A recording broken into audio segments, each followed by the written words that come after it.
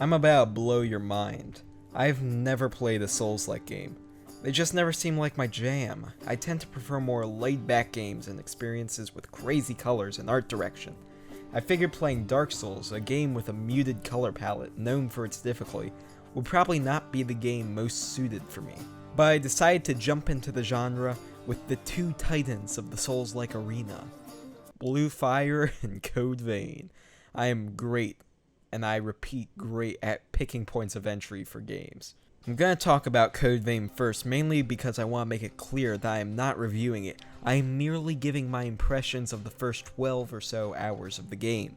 I thought I would be able to just run through it real quick before it left Game Pass, but I got 12 hours in and just decided, no, this game is not fun.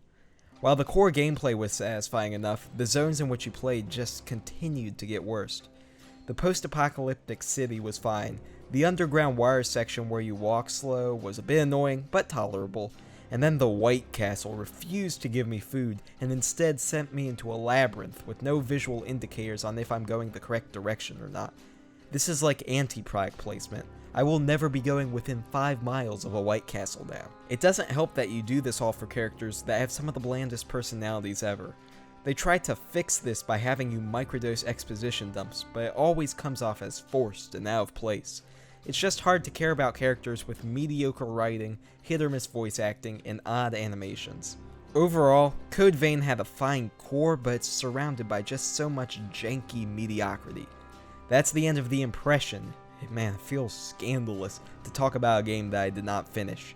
I do bring up Code Vein, however, because despite everything I said, it actually did pique my interest in Souls games.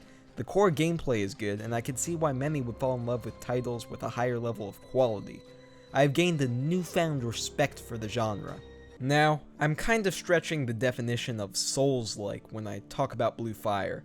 Truthfully, this is more of a 3D platformer Zelda-type game with some Souls-y elements. You could even say it's a Souls-like.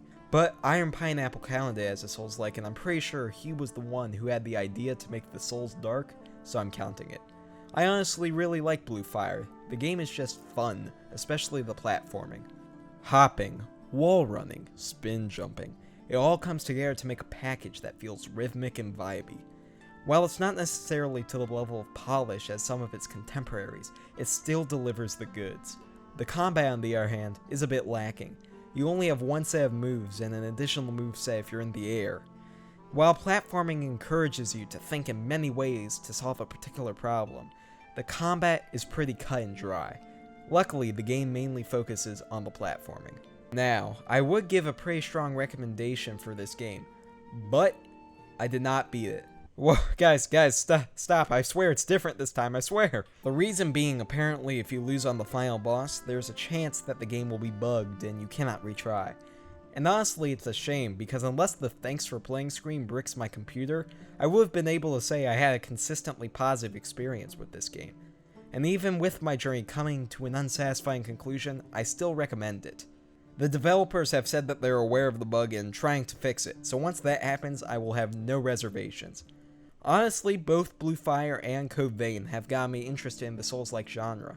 There's a certain amount of dread that occurs when you have so much currency and still cannot find a save point. So even if I cannot make a complete review of the games, at least now I'm interested in the Souls-like genre. And people care about that, right? Right?